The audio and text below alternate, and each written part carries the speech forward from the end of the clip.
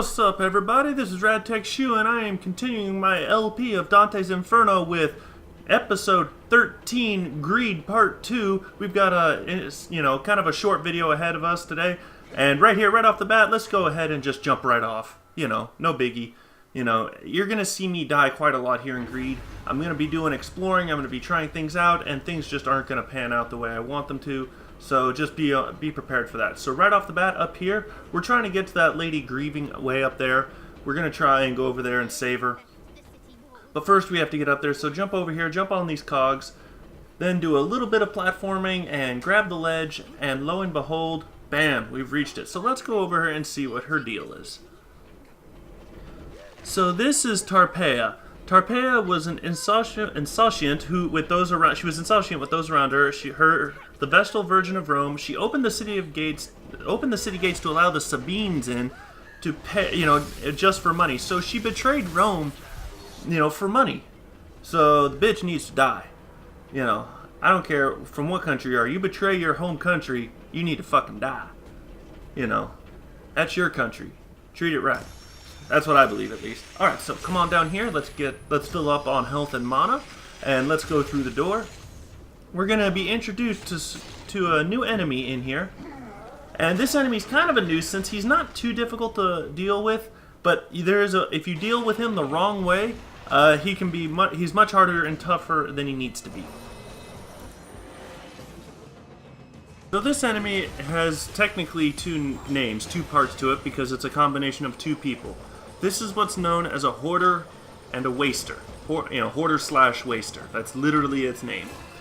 These guys are annoying once they start spinning. They start spinning when you repeatedly hit them with a cross. So what I'm doing is I'm testing out to try and see how many cross attacks it would take to kill him. And it's just not working out, because when he's spinning like that, the cross doesn't do shit to him. So, what we've got here is we've got an enemy that the cross is actually a handicap. Using the cross on him is just going to make the fight more difficult for you, because he spins around, and it's very difficult to get him to hit him once he's spinning. So, right here, this is the tactic you need to use. Hit him a couple times, then R2 throw him. Hit him a couple times, R2 throw him. Hit him a couple times, just keep doing it. Throw him into shit, use him like a bowling ball. And as a matter of fact, that's actually a good strategy, because that's what we're going to do here. A bunch of greed minions show up. Greed minions are, most circles have their own minions by now. Gluttony, greed, lust, they've all had their own minions. Greed minions are actually quite evasive. They like to jump and hop around. They're the most annoying out of all the minions that we've encountered so far. But they're just like any minion. You R2 them, you punish and absolve them. Punish or absolve them. So as you can see right here, one good way, once the hoarder wasters, once they start spinning, you just saw me use my magic to interrupt them. That's a good way of getting them stopped dead in their tracks.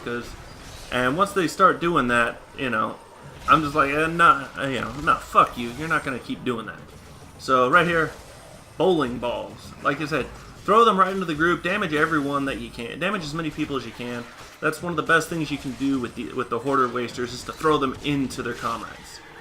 So, just go ahead and let's just pound away at these guys. We've got a small puzzle in this room once we defeat these guys. But as you can see, now that I'm not using the cross and I'm just, launching these guys, and smashing them into each other, I'm able to, manage this room and effectively, take care of these guys one at a time. So this guy just starts spinning, even without the cross. Sometimes they'll do that. I didn't want to use any magic right here. I wanted to try and save it, because up top I see a regular soul fountain, but I don't see any health or mana fountain. So I wanted to save my magic in case I needed it later. So for the most part, I'm forced to use the Lust Storm, and the Lust Storm does a great job. I mean, it just clears this room out. It takes care of the hoarders and wasters right there, because they were already so low on health. So now we just have the regular greed minions to take care of. So let's go ahead and take care of these guys, and then once we do that, we will gain access to the puzzle in this room.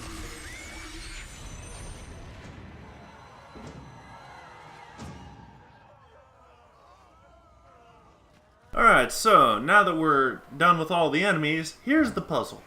We've got to pull this lever. It will lower the gates, and if you listen closely, you can hear people screaming in pain as we do this, and that gets me laughing. I don't know what it is. Maybe I'm just a sick bastard. But whenever I pull that lever and I hear the people screaming in agony as the things come careening down, you see those people stuck in the walls.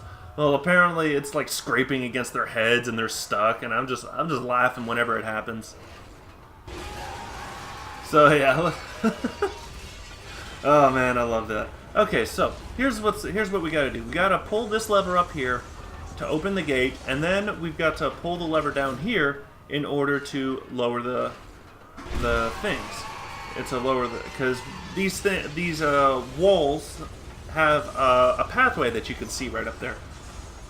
So what we have to do is, what we have to do is we have to pull the top lever first, then the bottom lever, and then quickly run back up into the alcove, and then jump up on top of the middle platform, and then ride it all the way up, and then get through the door before the door closes. As you see, the door has spikes on it as well, so it's going to be a close call. And right here, the game kind of freaks out on me. He doesn't grab the ledge in time, and I get impaled and I die. So that was a little weird. And you're going to see the game, well, not the game. My controller is very low on batteries right now. You may not have noticed it yet, like a warning hasn't appeared just yet, but you're going to see my controller literally die in the middle of gameplay, and I'm just going to be like, shit. You know, luckily the game is nice enough to pause when it happens. So that's that. So now let's go ahead and pull this lever and do this correctly. So pull the lever, come on down here, pull this lever, jump back up into the alcove, listen to everyone screaming one more time, laugh at them on our way up, go through the door, and make it safe. Now we're gonna ride this. We're gonna pull the lever and go down, and get ready for this. We're done. I don't know what the point of this freaking elevator is. I mean, why couldn't they just have me jump down? But whatever. Now we have a new puzzle, and we have this asshole who activates the traps in this room. So it's not, it's technically a trap and not a puzzle. So what we have to do is we have to negotiate around the perimeter of the room, kill these flying assholes first. Watch out for this stuff. Don't get knocked into the pit, and try, pretty much just kill everything in the room and try not to die. Pretty simple. However, easier said than done, and now that I'm actually looking at this gameplay, I realize there's a soul fountain down below that I just missed, because my eyes, for good reason, are on the freaking things in front of me. I'm not looking around admiring the scenery. I'm very close to dying right now, so I need to pay attention to these things. So over here we have another damned that we need to judge. This is Gessius Florius, a Roman procurator of Judea, infamous for his public greed, splitting and parring innocent men for his own personal gain. So we're going to absolve him, and here you're going to see another clear example of my controller being nearly dead. I should have charged it, but watch the square. Square doesn't work. I don't get a single square orb this entire time. Every single sin that goes through square, I miss. I don't get it. So it really pisses me off that this had to happen. And for some reason, even though I've at this point probably, I can't remember exactly when this happened because I obtained this footage a few days ago, but I'm pretty sure by this time I had plugged in my controller in to try and charge it while I was playing, and the plug just wasn't working. Like the cord was damaged, so I threw that cord out. I have a new cord I have a new charge cable to plug into my PS3 while I game, but it just pisses me off that I missed out on several sins right there, which is souls. Those are soul, free soul points. And right here, check this out. I'm in midair and it pauses right there, and it says, "Oh, battery's low," and I'm like, "Well, no shit." So right here, the game pauses. Wireless controller has been disconnected, so I'm like, God damn it. So now I gotta change controllers, because this one's not working at all. Even when I'm trying to plug it in, so I'm like, shit. Get inside. And I just barely make it. Okay, so by pulling this lever, we stop the trap from working, and it opens up the cage inside, in the middle. Out there is a relic, so let's go out and get it. And at this point, I'm like, do I want to go left and to the other platform and try and jump? But I figure as long as I delay my double jump, I just delay it a little bit, I should make it no problem. So let's grab our new relic, and it is wasted gold. So let's have a look-see.